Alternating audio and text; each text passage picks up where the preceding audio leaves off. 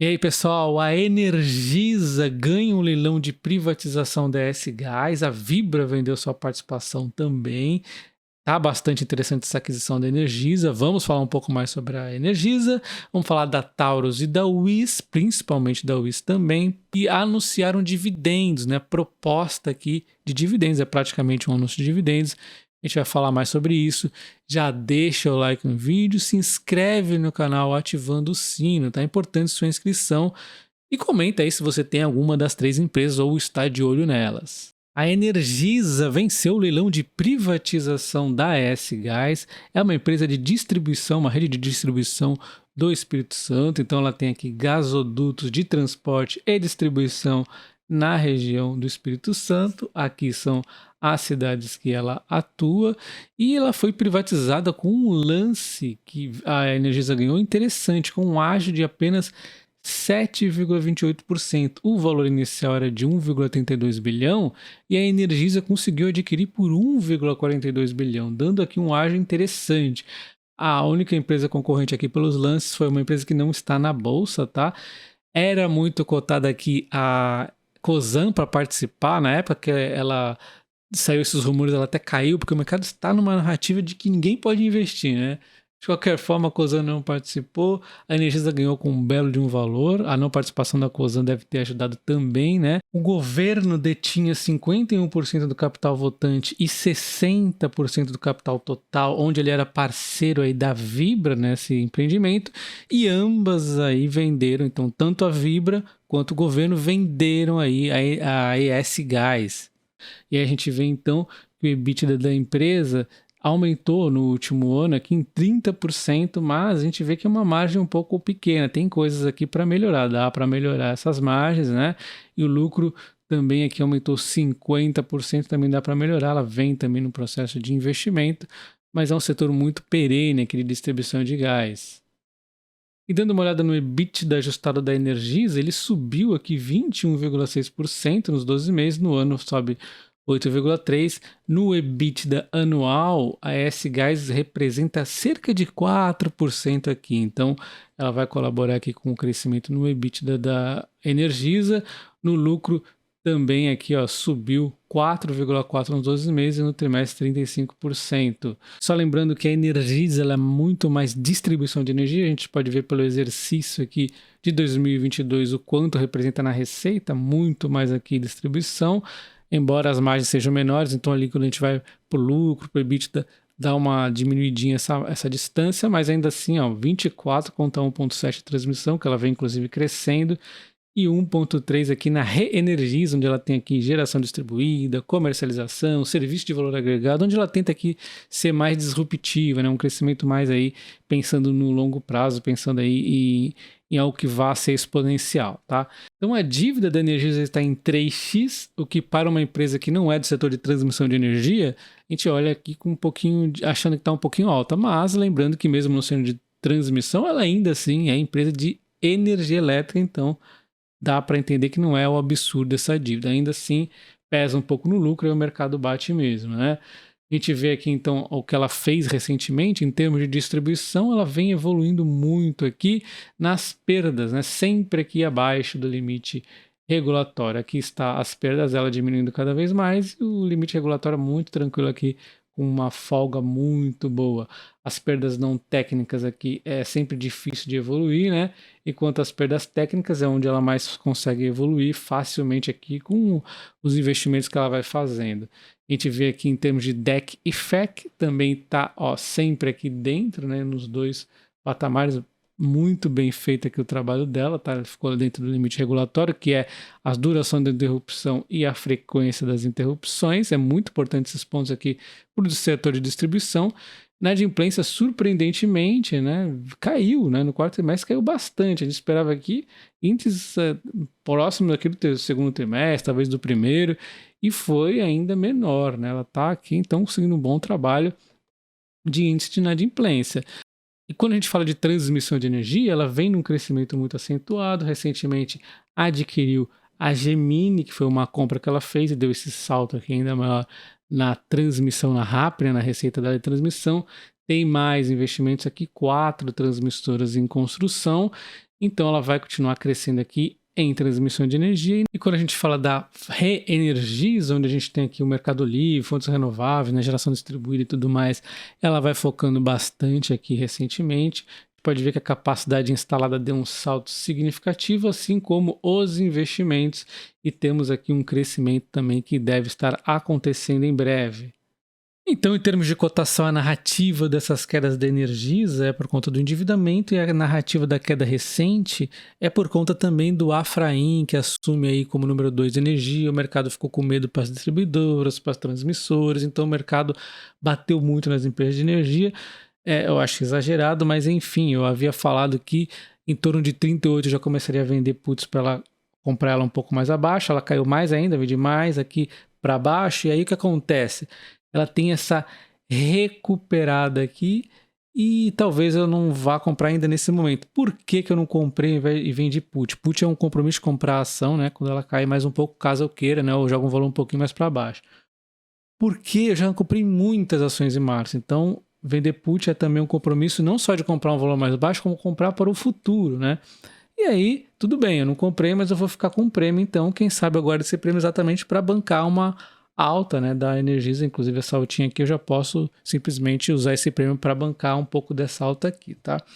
De qualquer forma, a Energisa é uma empresa que eu gosto bastante, ela deu essa alta aqui, desde esse fundo mau humor exagerado aqui do mercado, já subiu 11 e poucos por cento, que também não é tanto assim perto do que ela está ainda barata, né?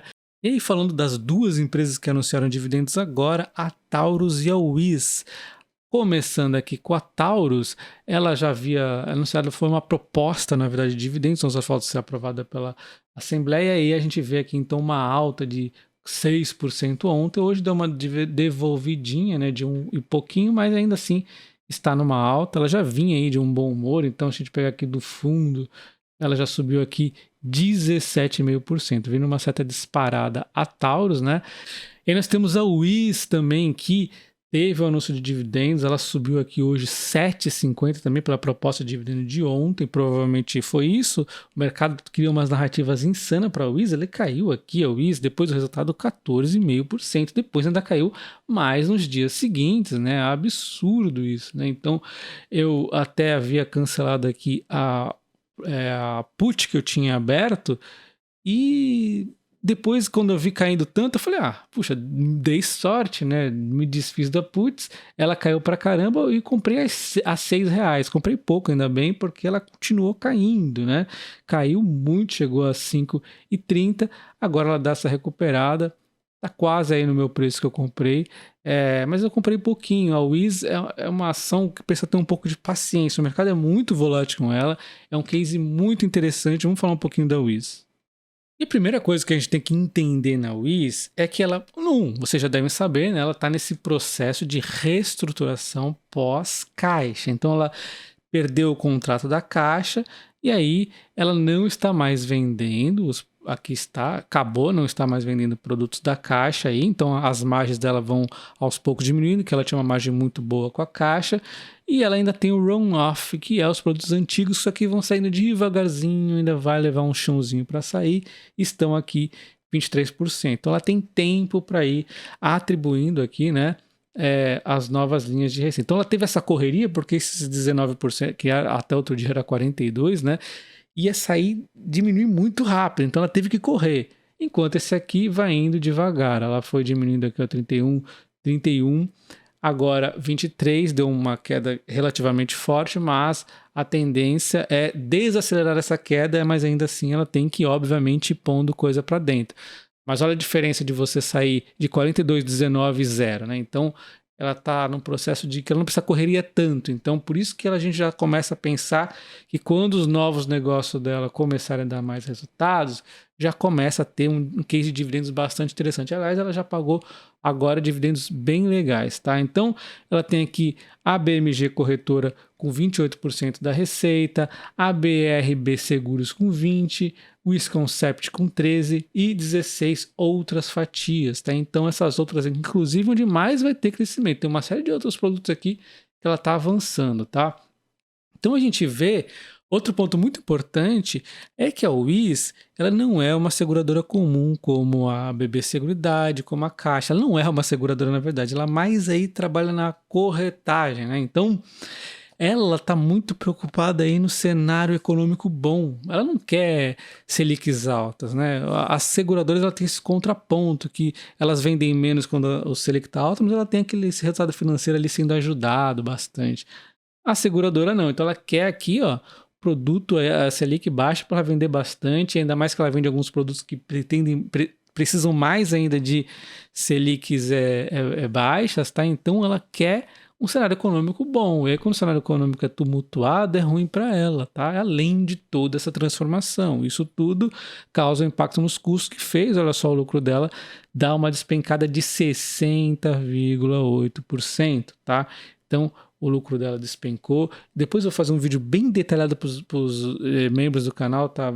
Bom, então agora vamos dar uma olhada nas linhas de seguros aqui por unidade de negócio da Wiz. Antes de a gente dar uma olhada nas principais linhas que ela vai mostrar pra gente, vamos lembrar aqui o que a empresa faz como principal. Ela tem o Market Sales, e aí tem o canal direto e os balcões. Olha só, instituição financeira, tem alta, RH, e aí tem aqui no canal indireto a Wiz Parceiros e a Promotiva, e aí nós temos os Enables aqui, que é a Wiz Concept, a Wiz Engagement, e aí tem os Providers, tá?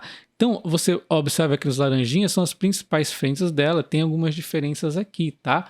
Então, vamos dar uma olhada no que a empresa nos mostra. Primeiro, ela começa aqui com a BMG, e a BMG, que é a linha mais importante em termos de receita, ela caiu, ela aumentou a receita, na verdade, 7.000%, mas ela caiu muito o EBITDA, caiu porque teve não recorrentes. Então, a gente já começa na primeira frente da empresa,